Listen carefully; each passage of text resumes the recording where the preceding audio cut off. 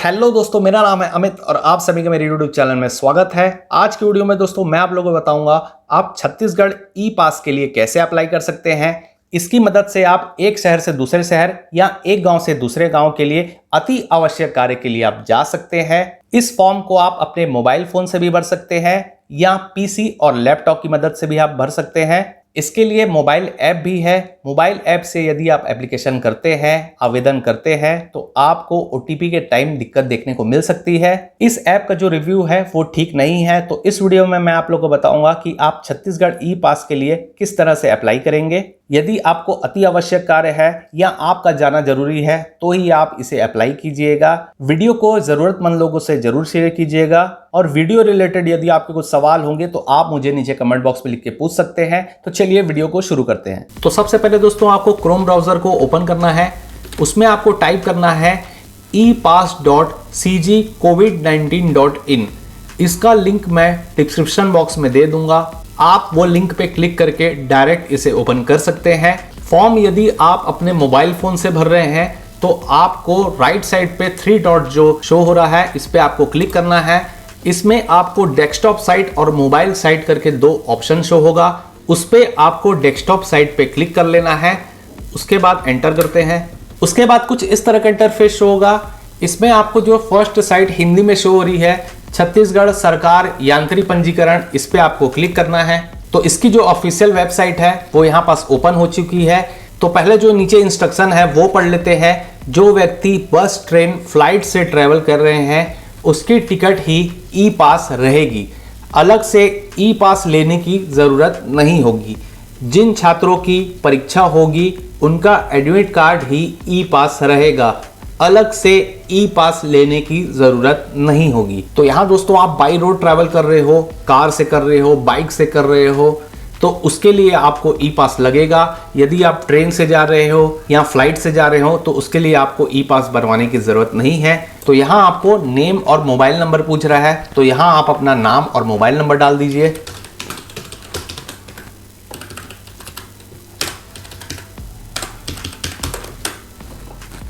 उसके बाद आपको रजिस्टर पे क्लिक करना है। रजिस्टर में क्लिक करेंगे तो आपके मोबाइल नंबर पे एक ओटीपी आएगा, 1 टाइम पासवर्ड आएगा। उसके आपको नीचे वाले बॉक्स में डालना है और उसके बाद वेरीफाई पे क्लिक करना है।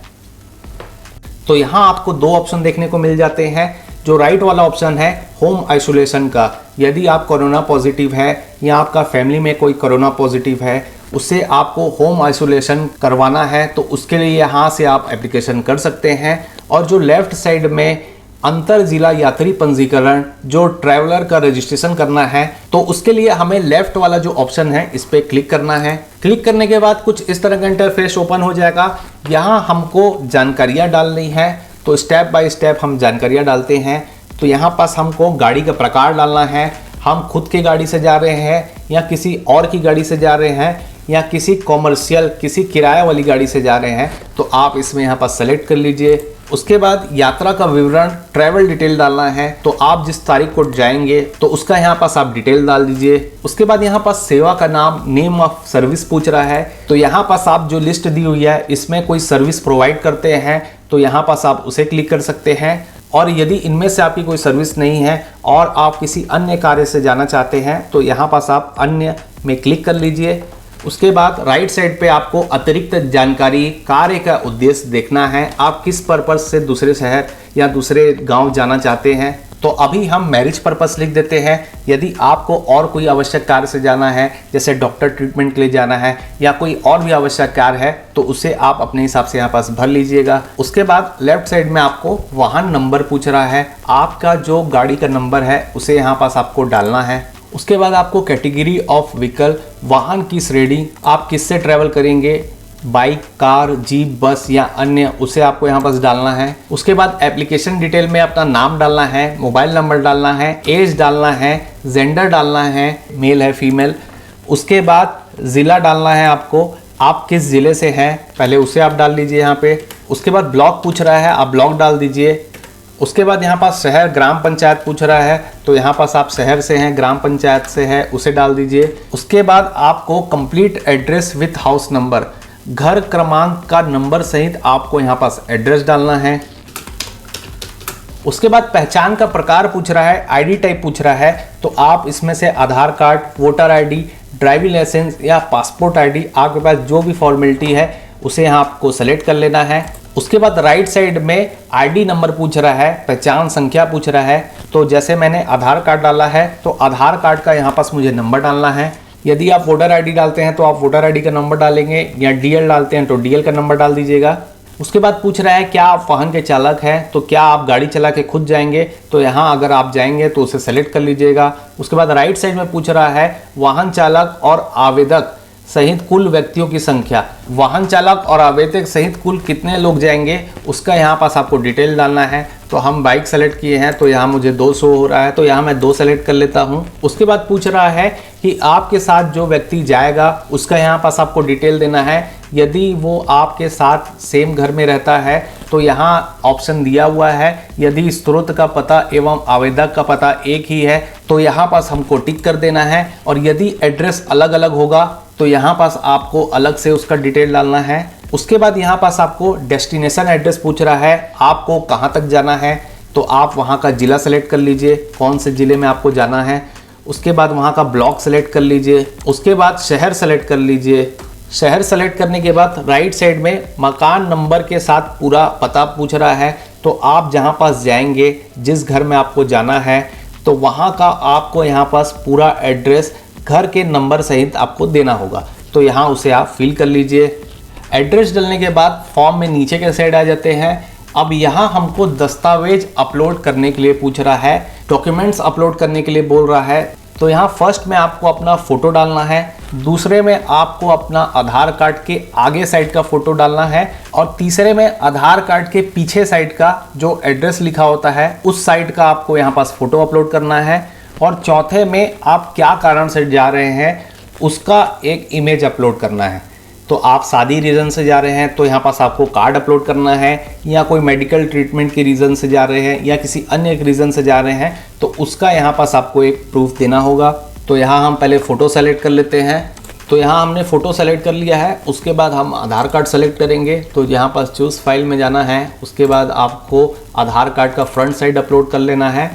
उसके बाद बैक साइड को अपलोड कर लेते हैं। बैक साइड अपलोड करने के बाद आप जो रीज़न से जा रहे हैं उसका यहाँ पास एक फॉर्मेलिटी देना है, तो उसे आप यहाँ पास अपलोड कर लीजिए।